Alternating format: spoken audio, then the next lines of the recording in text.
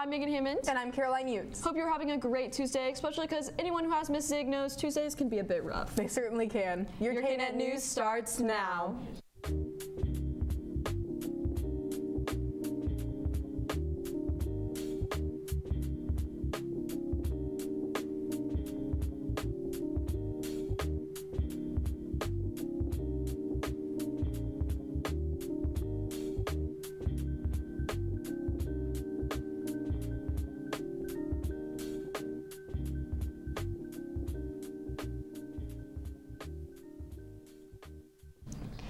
Please stand for the Pledge of Allegiance.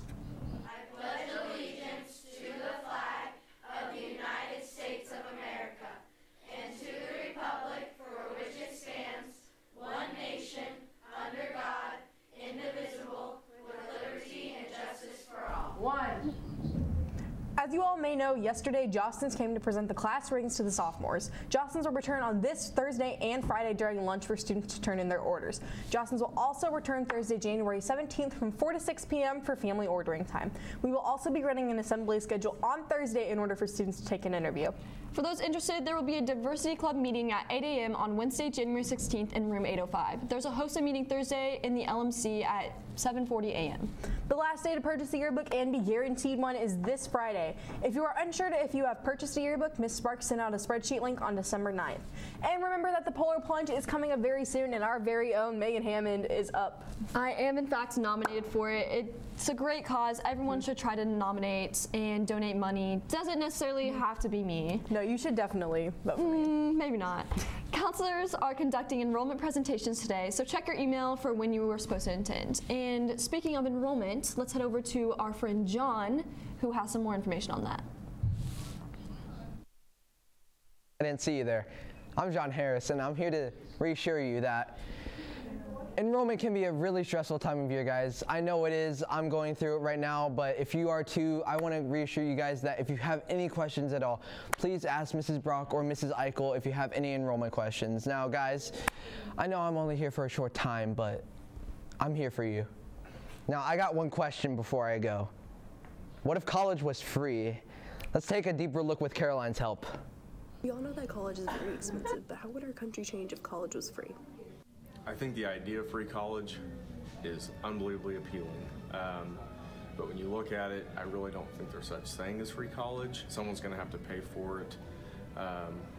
That's primarily going to come through taxpayers, which is not going to be a very popular thing just because of how much it's going to cost. So I think the concept is great, but the reality of it would be a pretty big challenge. I think the benefits if college, somehow they were able to make it free for students, would obviously be that students would be able to go to college without having to worry about taking out loans, working excessively during college so they could focus on their studies. And so just in terms of equity, making sure that people who want to go to college have that opportunity. I think the biggest downfall is the quality of education would probably decrease.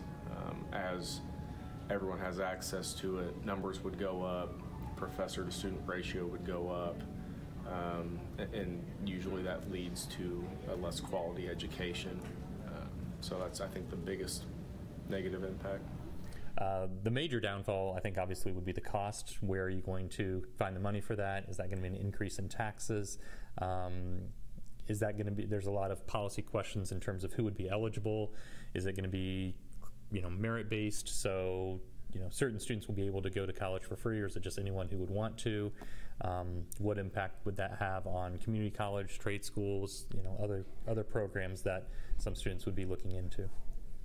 I think the downfalls would be that a lot of people would go to college without really appreciating the worth of a degree and the learning that goes into that. It would change just about every breadth of society, I would think. Everything from social to financial, governmental, demographics, classifications. It would change every aspect and layer of society, hopefully for the good. I think everybody believes that it would be for the better. I'm sure there will be some negative in there as well, but overall I think it'd be a great change, but it would be a long adjustment. How do I think it would change society? I'm not really sure.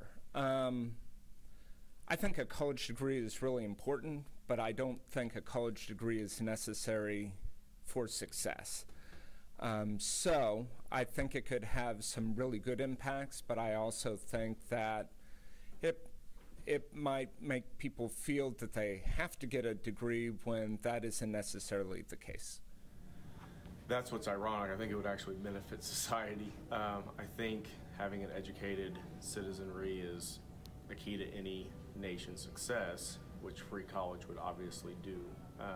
And so I think that would be the biggest benefit. You know, potentially you could have more competition for jobs. I think that would be another benefit, is you're getting the highest quality candidates. I think a lot of kids who would not have access to college because of financial situations,